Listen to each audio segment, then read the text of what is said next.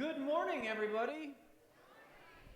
As my watch tells me, it is 34 after, so we're getting a little late start, but make sure that you grab a bulletin if you did not get one already. There's lots of useful information inside of here. First and foremost, how many of you were not here last week? Okay, there's quite a few of you. So for those of you that were not here last week, the very top center is very important for you. Steve and Janet have sold the farm and are, their bags are packed, they're ready to go. They're leaving in a little Ford Escape to go to Wisconsin. So their last Sunday here will be next week. Next week, take out your telephone, get your calendar out, 10 a.m. one service. 10 a.m. one service. For those of you that wonder, anytime there's one service, it's always 10. One service next week, and then one service at the park the following week. Before we get to the park, next week is Steve's last Sunday. So he'll have the last message here. You guys can actually talk to him, say thank you for his 20-ish years of ministry here. We'll have a potluck afterwards, details inside, and then see him off. They will get in the car and go. For those of you that maybe that causes a bit of anxiety. For some of you, maybe you're just like, whatever. But for those of you that maybe live in the world of, well, now what's going to happen if Steve's not here and all of that, the reality is that I've kind of been sailing the ship for a very long time, and most people don't know. So things won't really change. Things will be very similar. We will have things here and there that we will tweak along the way. But Steve and I intentionally did things so that when he left, it wasn't like, oh my goodness, what's going on? It will be smooth, but along the way, over the next year or so, we're going to call it like a year of transition or interim or experimentation or something. Typically what happens in a church where a minister has been there like 15 to 20 years, I'm getting a lot of feedback. I don't know if that's me or something, one of these microphones. So a minister has been there for a while. What they do is that person leaves, and then they pay a person to come in and go, oh yeah, you do that wrong, you do that wrong, you shouldn't do that. Why do you do that? You should start doing these things. And then that person goes, okay, see you later. They leave, and then the new minister comes in to help correct those things. We're not going to do that. What we're going to do is say, over the next year, we will probably try some things, and we will fail. And it's okay. We will try some things, and they will work great, and that's good too. And in the end, we will probably look very similar with a few slight adjustments that help us focus a little more in the direction God has in store for our church. So know that no huge sweeping change, but over the next year, we're going to be free with the leadership to start trying some new things to say, what do we need to continue doing? What things have we been doing that we don't need to continue anymore? What things do we truly need to invest in as we move into this kind of new page in the book of First Reformed Church? Literally, you turn the page and it's blank. And so we're just going to start writing stuff, and revisions and additions will happen, and we invite you all to be a part of that process. If you have questions about that, feel free to grab me or any of the leadership. We can give you more info. Second thing is the week after, the beginning of August, is at the picnic. Not at the picnic, at the park. Where did I see picnic? Did I see picnic, or I make that up in my head? Oh no, picnic lunch available following worship. Man, see, that's the problem. When you are a visual sort of learner, then your brain sees things. We will be at Sertoma Park, so make sure that you don't come here the first Sunday in August. Go to the park, hang out. Even if it's pouring down rain, the shelter house is huge and everybody fits under there. That happened last year. So there are other things in here. Make sure you look. One good thing that maybe not all of you know is the Mexico crew is back. Tanner's in the back. He's waving to those of you that are staring at me, but he's waving at y'all. They were no flight from Yuma to Sioux Falls. That got canceled. And then from Yuma to Minneapolis. And then Minneapolis is like, we got to drive now. So you're looking at what, like 4 hours of sleep, 5 hours of sleep? Got home at 4:30. Dude, you drive slow. Slow. Whew. What time did you land? You notice how he avoided answering that question. What time did you land? They had to go to the bathroom a lot. It's great to see them. Why don't y'all, now's a great time. I've been rambling for too long. Stand up, shake a hand, say good morning. The band will come up, and we will get this thing going.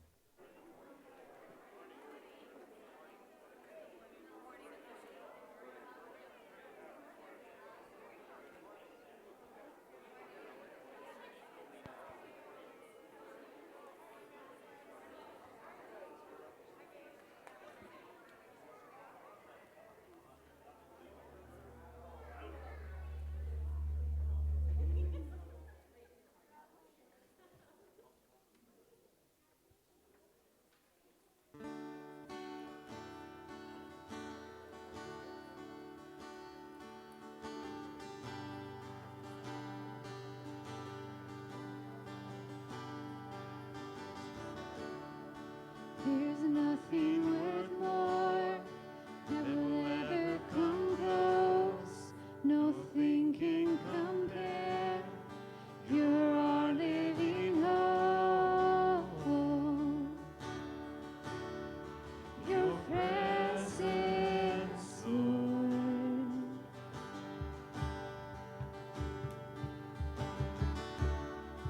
I've tasted and seen of the sweetest of loves, when my heart becomes free and my shame is undone. Your presence, Lord. Holy Spirit, you are welcome here. Come flood this place and fill the atmosphere. Your glory, God, is what our hearts long for. To be overcome by your presence, Lord. Your presence, Lord.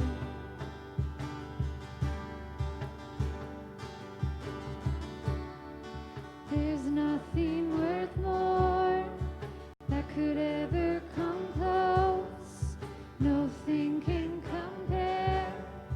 You're our living hope. Your presence, Lord.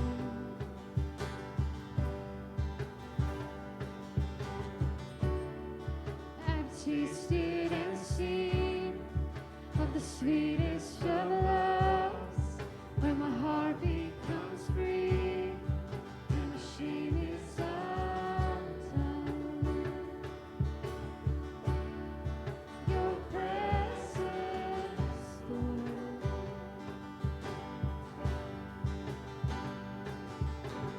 Holy Spirit, you are welcome here. Come flood this place and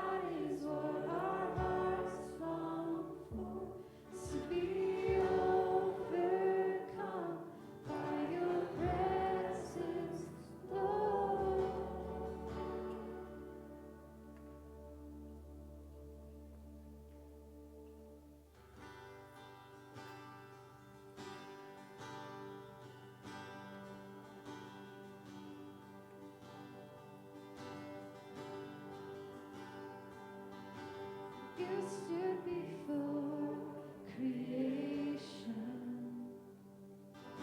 Eternity in your hand.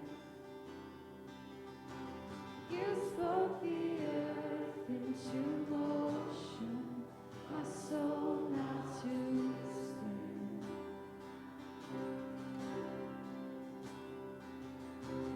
You stood before my failure, carried the cross for my shame. My sin weighed upon your shoulders, my soul now to stand. So what can I say? What can I do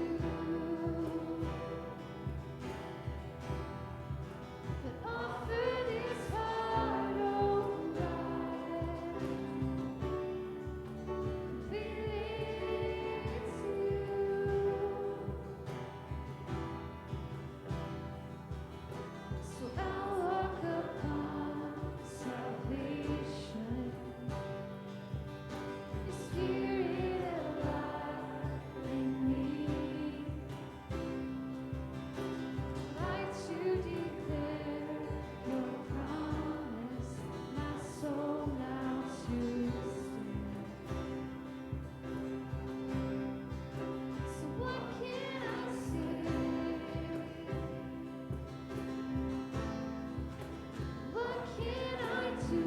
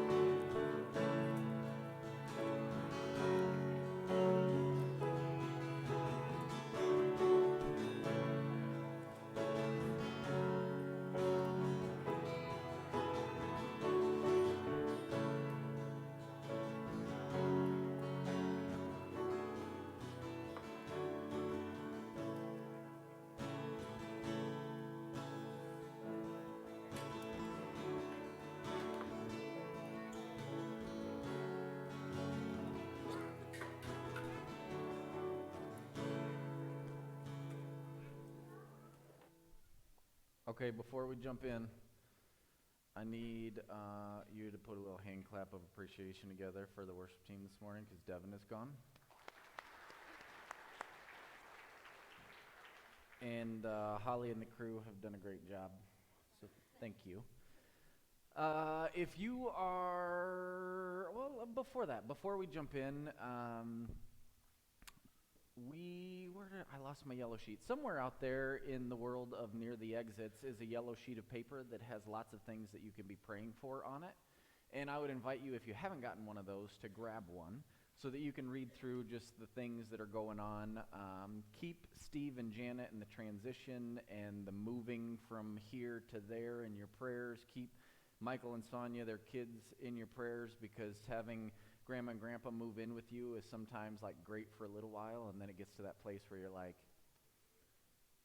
all right, I got to go and do some things away from the house, like all the time, so that we're not always together, because that didn't work out so well when we were kids. I only know that because we've lived with certain people during move transitions, and you get to that place where like a little while is great, and then a little extra while after that is like, yep, there's a reason I moved out and got my own family and things going on. So pray for that situation. Keep Gary in your prayers. Jeff, how's he doing? Day to day.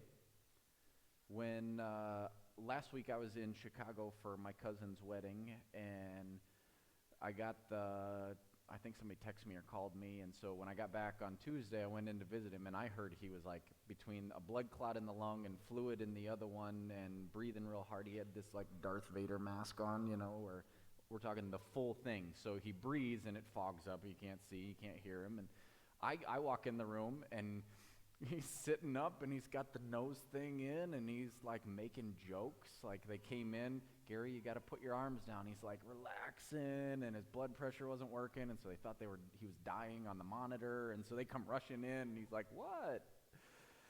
And then he tells me, yeah, they got me on this new diet plan. I got to lose a few pounds, and he's really skinny already, like just making jokes and stuff. So when I was there, he seemed pretty good, but day to day, keep them in your prayers, especially the transition of like, now what's next between Gary, where he goes, where Shirley, and all that. And for you guys, I mean, I know what it's like being close enough to be always accessible. Sometimes makes it crazy between, when I talk to Jeff, he's like, I'm trying to take Mom up, and then I got to go and I got to get some work done, and I'm going to be sitting in the family room at the hospital, and then I might go home if I got to go to my office, and then I'll come back and I'll see him here and there and drive here and drive there. Like, sometimes there's not enough time in the day or enough sanity in your own head to go, not important, very important. How do I prioritize these things to just keep the thing floating and rolling in the right direction? So definitely praying for you guys. Anybody else have prayer stuff? Praise that Mexico is back. We'll hear some stories from Mexico in the next coming weeks, so stay tuned for that. 2. Dana's home after 8 months. Yes.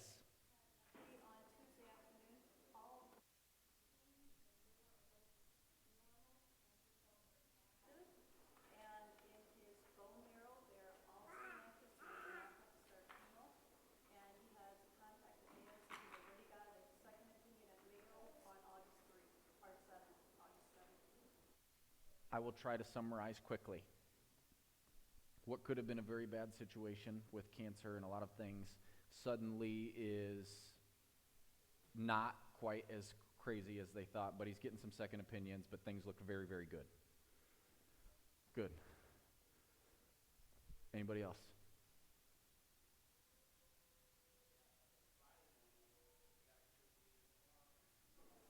Oh, yes.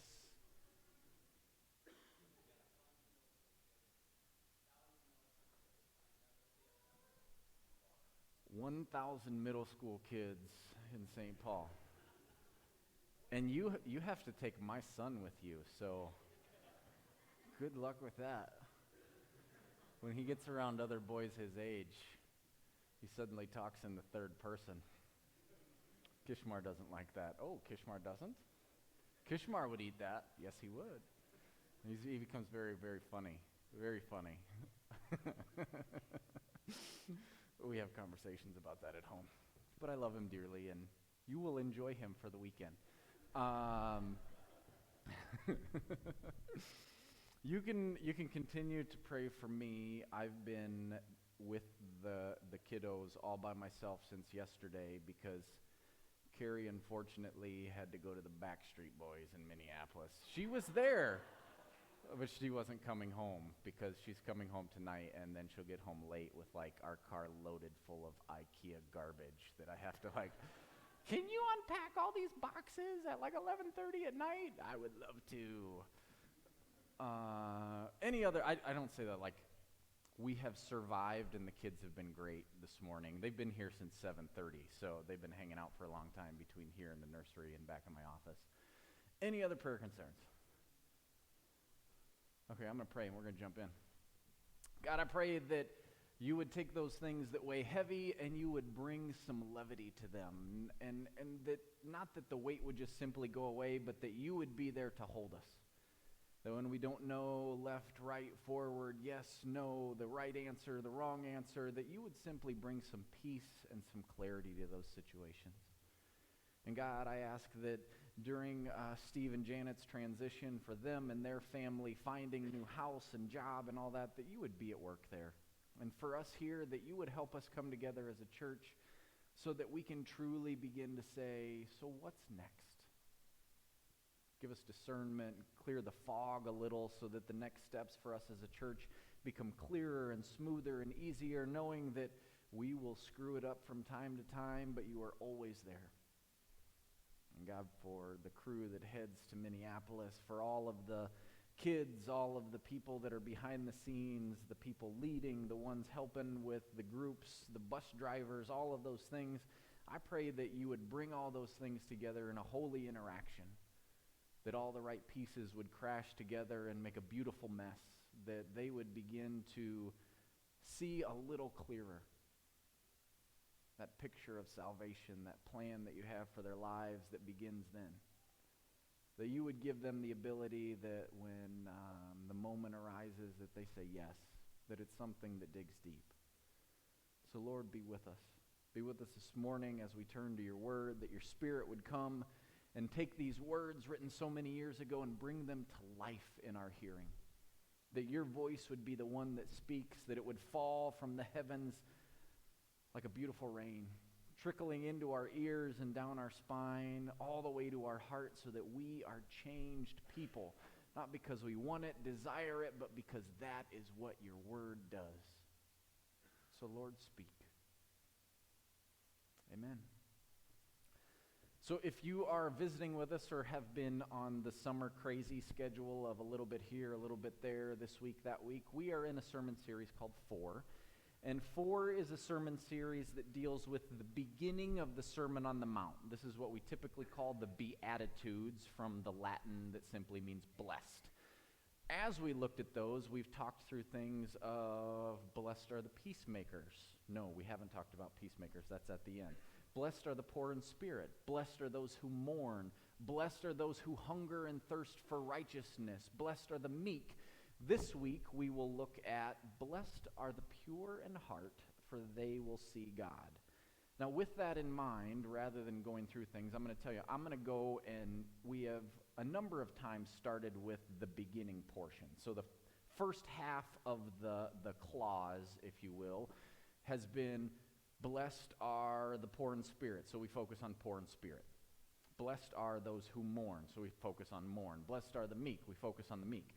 I'm going to focus more on the they will see God and work my way backwards.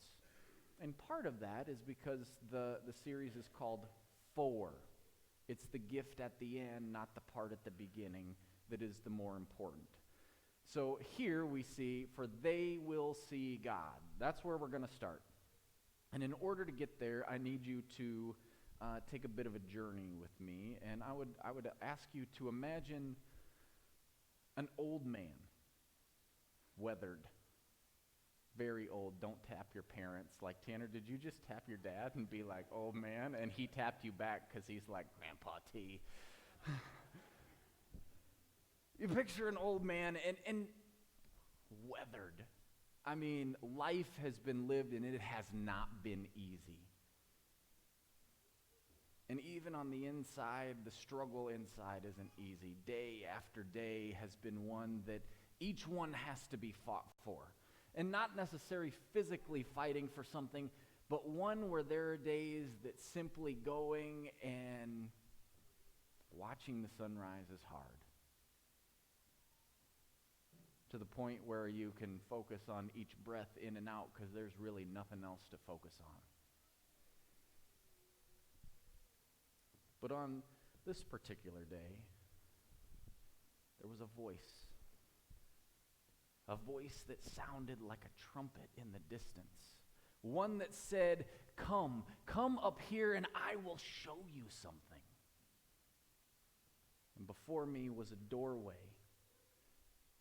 And at once I was in the Spirit, and as I stood there, it was something like a throne room. And in the middle was a throne. And him who was seated on the throne was like jasper and ruby, clothed in what looked like rainbows, as brilliant as emeralds. And around this throne were 24 other thrones encircling him, each with an elder on it in gleaming white, with golden crown upon their heads. There were peals of thunder and lightning from the throne.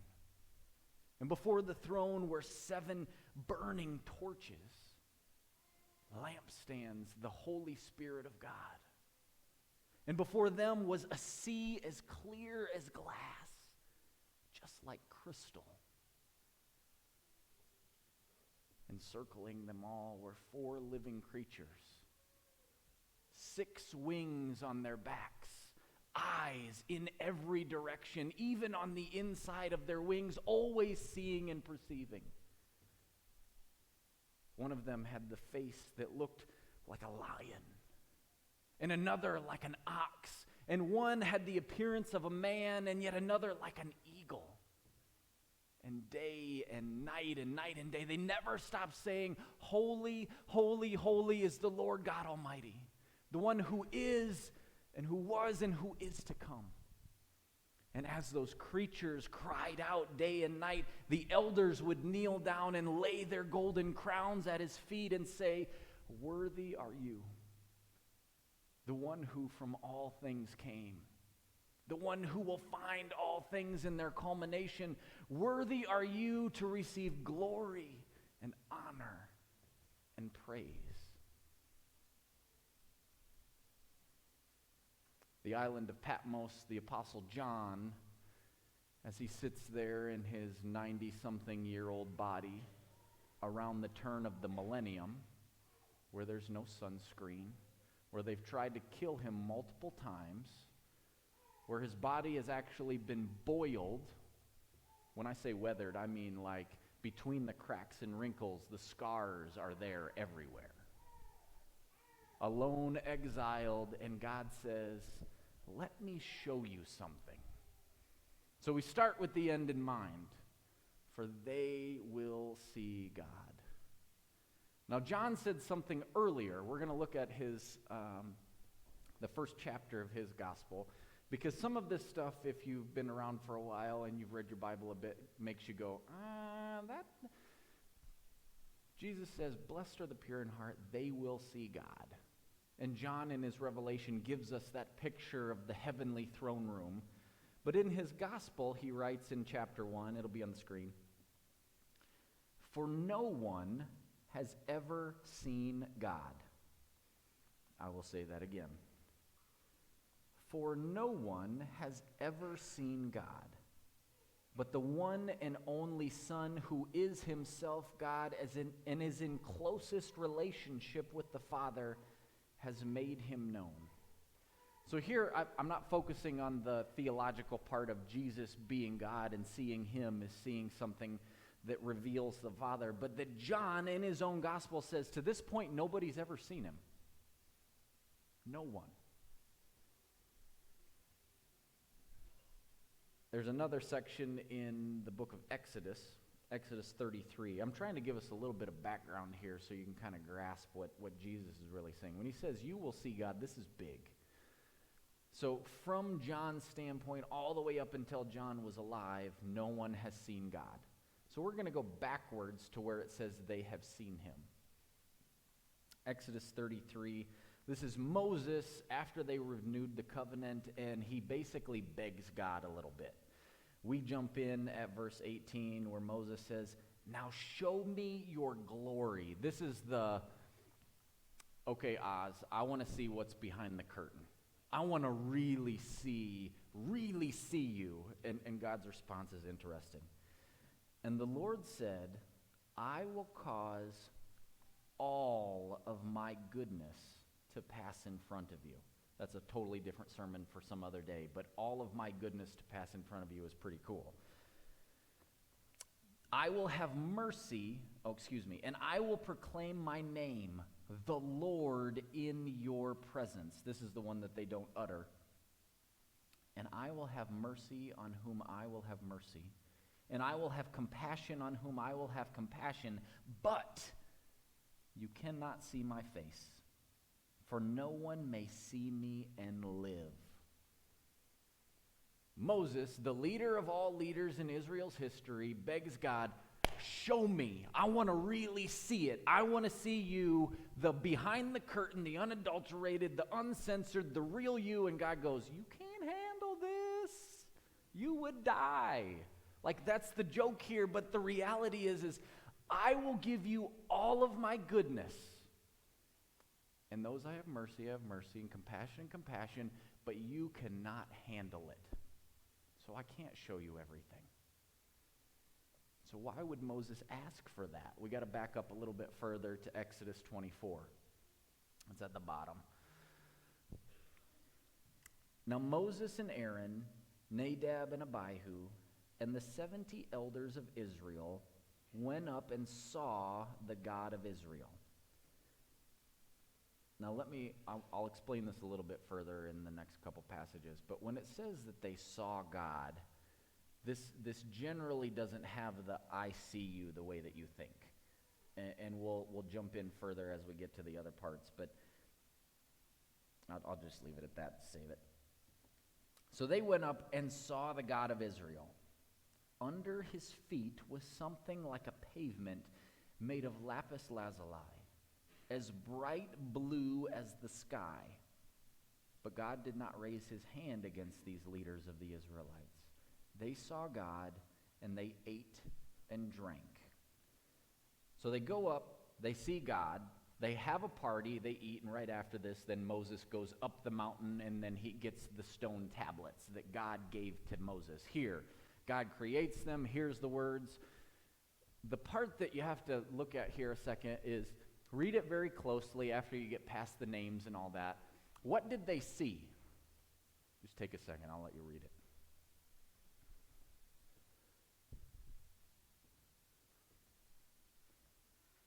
It's in the third line. They didn't even see his feet. Very close. Very good. That was from over here. Well done. They saw the ground. Now you remember from the Revelation passage I quoted to you earlier. It's clear as crystal. And the elders would lay down on their face and lay their crowns before him. The leaders go up the mountainside and they see God. And they go, what was it like? And they go, the ground was really blue. And the cool part here is you have to remember they're on a mountain. And the floor was, the words here are more like, it's translated pavement, but it really means like tile. So when you go to any other country where they don't have a lot of humidity regulation, what do you find on the floor? Tiles. And what's expensive or in fancy houses, like think Jamaica. You go to Jamaica with me, or you go to Mexico or wherever, where you get a nice place is fancy tile. And they looked down at the ground. They didn't explain his feet. They didn't explain what God was like. Nothing like that. All they could do was stare at the ground. And then they got up and they ate. their actual interaction with God wasn't even to the caliber of being able to see him. So much to the point that Moses goes up later and then gets to the place later that goes, come on, show me everything. That was really cool, but I want to see more than just the ground under your feet. The thing to keep in mind is the part that Jesus said at the beginning. Blessed are the pure in heart, for they will see God. He doesn't say they do see God, they are seeing God, but they will. Now, most of us just kind of glance over that and go, oh yeah, at some point you'll see God. And within the Greek, there's a special, I won't explain it. It's that circle with the line through it with an S. So it's a theta and a sigma. A circle with the line through it, you know what I'm looking like? It kind of looks like an 8, but it's not quite. And then it has the weird S beside it. That tells you that is future. They will, at some point, see God. So in Israel's past, all they've ever seen is the ground beneath his feet. Ezekiel and Isaiah have these weird images of the cherubim and the seraphim up in the air, and Ezekiel's image is great. It's like a war chariot that conquers all the other ones. And here we get this thing that Jesus says, pure in heart, and you will. That will unlock something for you in the future. So what is pure of heart? How do we get to that place? What is Jesus trying to say when he says that? And so we have to jump back, and typically Jesus has something in mind before he starts speaking. He's like a regular rabbi of the day, as he doesn't just stand up and say whatever he wants. Words here in the Hebrew that you can't see: righteous, justice, upright, all have the same root. So what he's saying is these are the qualities of the Lord. Those that practice those qualities will see his face. And the idiom there is not like see your face, but it's like when my kids fight and they go, get out of my face. I'm not in your face. I'm like beside your face. I'm not really there. Like, it means presence. When you get to see the face of the Lord, it means you get to be in his presence. You may be staring at the ground. It'll be pretty blue, and it's pavement, not dirt, so that's kind of good. But you don't get to really see his face. Righteousness is the thing there. We get into 17, just the one in the middle. And I, in righteousness, I will see your face. And when I awake, I will be satisfied with seeing your light. For the righteousness, that's the things that you do. You'll get plenty of opportunity. And David says here, I in my righteousness see your face. But then when I wake up, so he's not actually face-to-face with God. This is him having a vision, so to speak. And when I wake up, then I see glimpses of you along the way. What I've seen before, I suddenly experience in this righteous life. And then Psalm 24 is, I think, where Jesus probably was really coming from. Who may sees, why do you wash the outside of the cup when the inside is so dirty? It looks pretty in Midwestern society. That is, why do all your kids look great and your clothes look perfect and you have the nice car and the fence is painted on your house and everything looks like it's great, and when people ask you, how are you doing, you go, oh, we're good, but inside your life is bad. Your marriage is in shambles, your kids don't like each other, you're constantly fighting battles with how much debt can you have versus stuff that you need. That is the life. When the outside looks good, but the inside that nobody really sees is bad. And here he's saying, the one who has clean hands and a pure heart does not swear by idols or false gods. This is where we see the holy interaction of the things that you do meet up with the person that you are on the inside. Now, some things to keep in mind here is Jesus is talking about purity. Blessed are the pure in heart. That there is, how can I say this? That there is the intentions of your heart help the observation of your eyes. What is inside helps you see it out there. This is When you're angry, everything makes you angry. This is like one kid makes me mad, and the next kid makes me more mad, and the next kid, and then finally Kish asks me something really small, and I'm like, dude, why are you asking me that? He's like, I'm sorry, I didn't know it was a big deal. And then you come back later, you're like, it wasn't a big deal. I was just mad from that thing, and that thing, and that thing, and that thing. Or the bitterness. I don't like that. I don't want to go there. And the next thing, and the next thing, and the next thing, and it's all tainted bad. What can you see through there? Pretty dark. I can't see none of y'all. Because the intention of your heart clouds your judgment in your eyes, and you can't see where God's at. Now this one's a little cloudy. I mean, I would say don't drink the tap water at the church. I mean, I could still see you. I mean, here's a good spin. We have a little purity, but it's not quite. That we see through, James says, a mirror that's kind of dimly lit. You kind of see, but you don't. That the pure in heart aspect brings that out.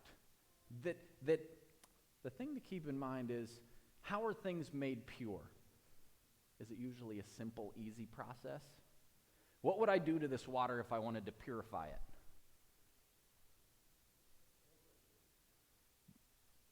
Sort of filter, yeah, that would work. That would make it look better. I'm getting at fire. You boil it, yeah. Or gold. How do you purify gold? You burn all the other stuff out of it.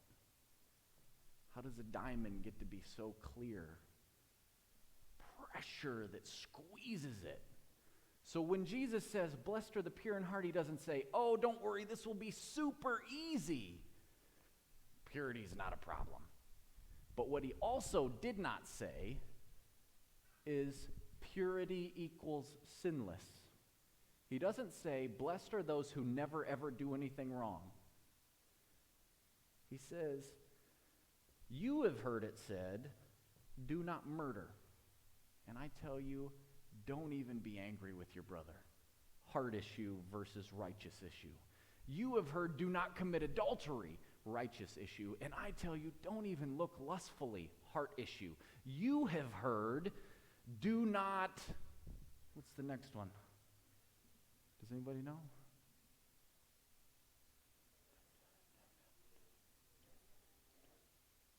No, that's not it. I got it in my notes.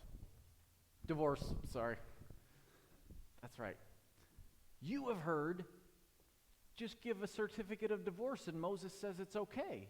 And I tell you, only in marital infidelity is that okay, because during that day, there were people nonstop that were just going, oh, Moses says, here's my paper, and I can get free and go marry somebody else.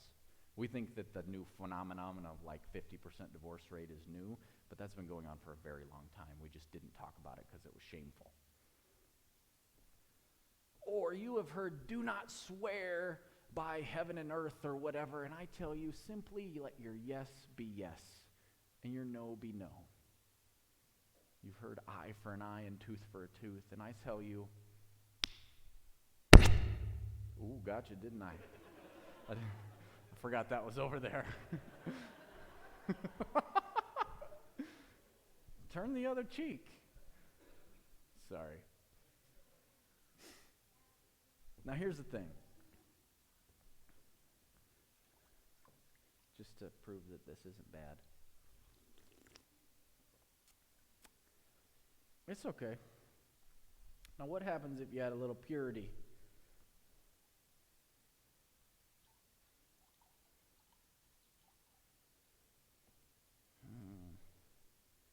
Might need a little bit more. Sometimes it just doesn't happen overnight.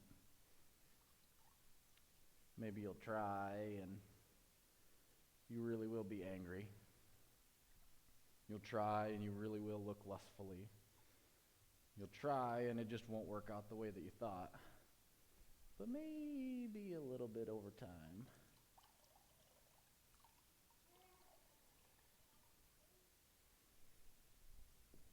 Something starts to change. Suddenly clarity might start to come a little bit easier than you thought. Maybe just a little more.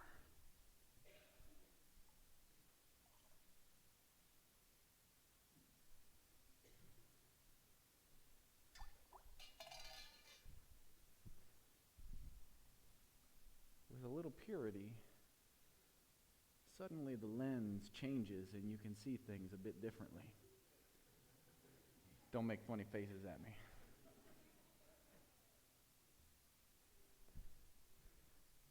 Here's the thing. Jesus desires a change inside. He talks through all of the things going on outside, and he says, and don't forget that there is something more inside that gives you something. In the end, you don't just get, hey, great job. Hey, I'm glad everything's going well for you and your family. In the end, your heart lets you see God. Something that no one has ever done. The thing that God himself says, if you really want to see me, you'll die. And Jesus says, oh, but the reality is it's possible. It's possible. We get a brief story from John on the island of Patmos where he experiences something that most of us will never experience until we're gone. But the possibility is there. But it'll take time and a little pressure and maybe a little heat in your life and some struggle from time to time. It won't just be easy or given to you. But eventually, what was very, very impure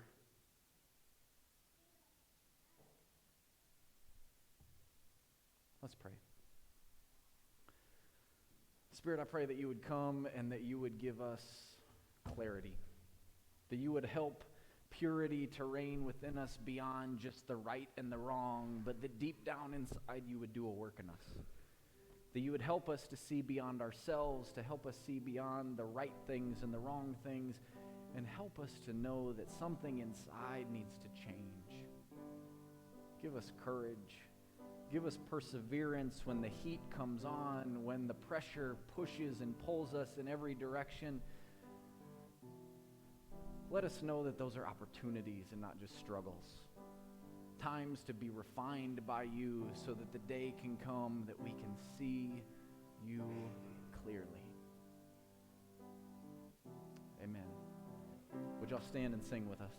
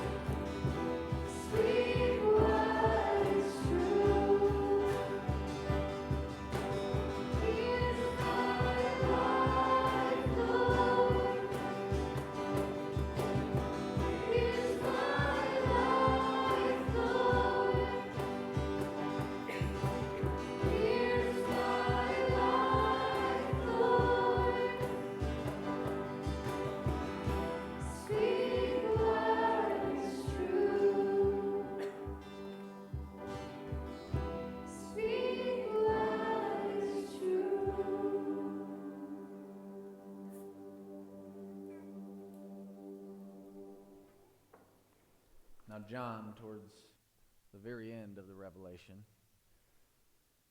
Then the angel showed me the river of the water of life, as clear as crystal, flowing from the throne of God and from the Lamb down the middle of the great street of the great city. And on each side of the river stood the tree of life, bearing 12 crops of fruit, yielding a fruit in each month, and these leaves are for the healing of the nations. No longer will there be any curse. The throne of God and of the Lamb will be in the city, and his servants will serve him. They will see his face, and his name will be on their foreheads, for there will be no more night. For they will not need light nor a lamp, for the light from the sun will not be needed, for the Lord will give them his light, and they will reign forever and ever. Amen, y'all. Have a great